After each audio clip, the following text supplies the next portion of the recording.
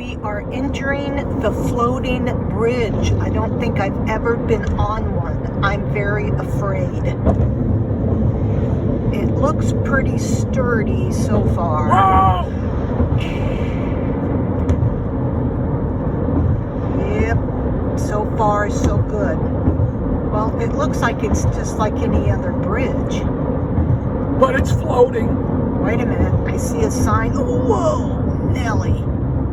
Stop ahead when flashing. Whew, that's all. We must still be floating. We are now on Bainbridge Island. It's an island surrounded by water. That's what makes an island. A lot of trees here. I don't know what's going to be up on this path. Well, we are at Fort Ward. Maybe another fort? Yep. Maybe not. No, it is. I guess we'll find out. You see over there? That's the ferry. Goes to Bainbridge and goes to Seattle. All aboard. That's probably a barracks of Fort Ward. So there might be a fort up here. Actually might be. Well, it looks like we found one of the batteries to the old fort. These were here. They had guns. Again, gun emplacement.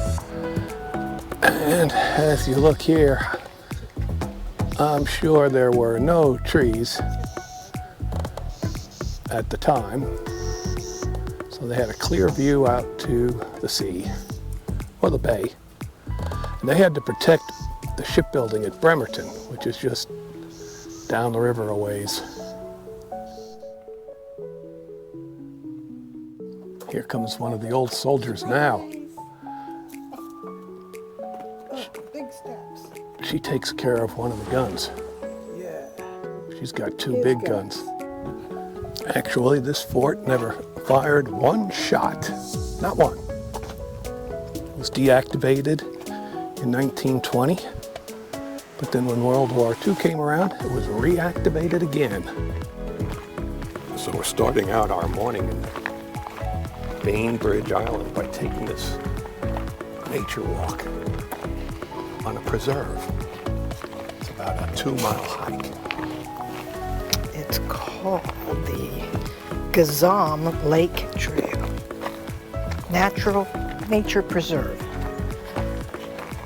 And we're going to take you with us. This habitat is for bear, coyote, cougar, owl, and other wildlife. I hope we don't meet those on the path. Well, at least not the bear. Did you read that sign? There's cougars. Oh dear. I didn't bring any dog repellent For a cougar? or bear spray, but I think they're just as afraid of us as we are of them, unless they're really hungry. And you're bigger than me, so. Big rock in the middle of nowhere. It's bigger than me. Well, most everything's bigger than you, dear. I don't think so. Daisy's not bigger than me. So there.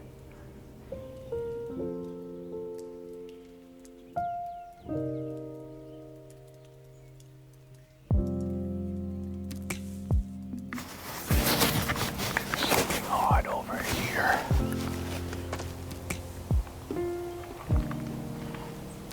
It could be Bigfoot throwing rocks at us. I don't know where it is, but it's somewhere around here. Trying to see what fell.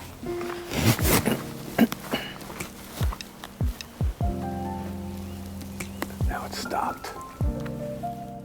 I figured it out. There are pine cones dropping from That's a loud noise. there. Here it comes.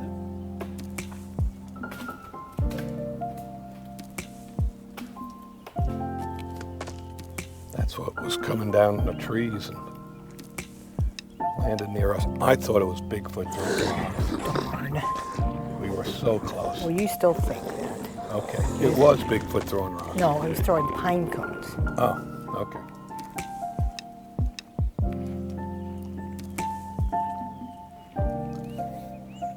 Go to the left.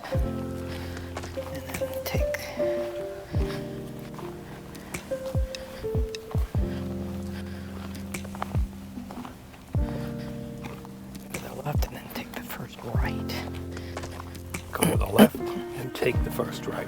Gotta have directions After when that. you're in the forest. That's true. Came to the fork in the road. Some might go right. We go left. Somebody went the wrong way. Uh-oh. That car didn't make it. It's an absolutely gorgeous day today. And being out here on the trail, there's the smell of the pine, the windswept ferns,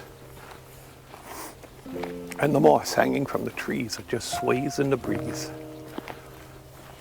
We're happy to be out here. I love it. This is the first clearing we came across on the trail. Probably have wild animal parties here late at night when people aren't around. Party, party. My imagination says this could be a fossilized dinosaur footprint. There's all kinds of possibilities. Dream on. That is known as a Bangor tree. Why is it a Bangor tree? Oh, why is it a Bangor tree? Because when it fell, it went bang. Or did anyone hear it? And maybe it made no sound. Bangor trees are from the philosophical question. If a tree falls in the forest, does it make any sound?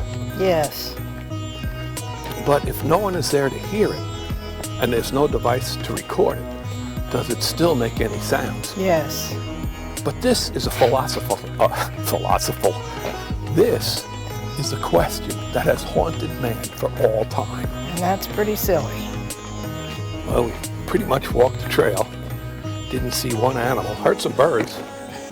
But I was just telling Karen, these animals are tricky. Just when you get near the end, you feel complacent. And then they all jump out at you. You know, unfortunately, the battery went dead right as we got toward the end of this thing. And right at the end, there were 3 bears, 4 cougars, and all kinds of wildlife. And they were having a party, and they looked at us, and they were licking their lips. So Karen and I had to run. Well, one of the bears got Karen, unfortunately, and ripped her arm off. So I took up the arm, and I beat that bear with her arm.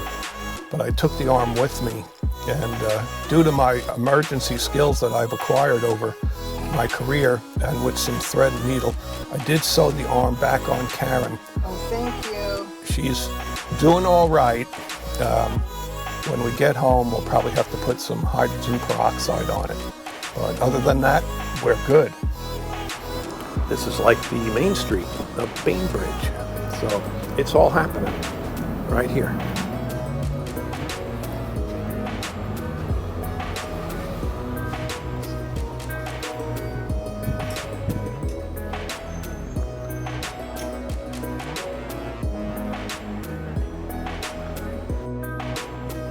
Are you going to buy that? I'm gonna buy it.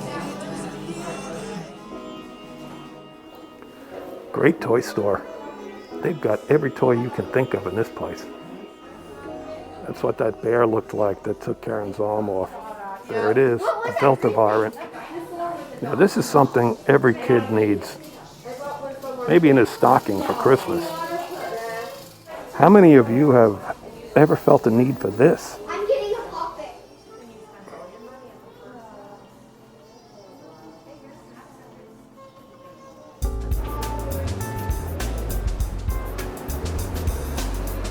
See that? Hunting Bigfoot. This is serious business out here.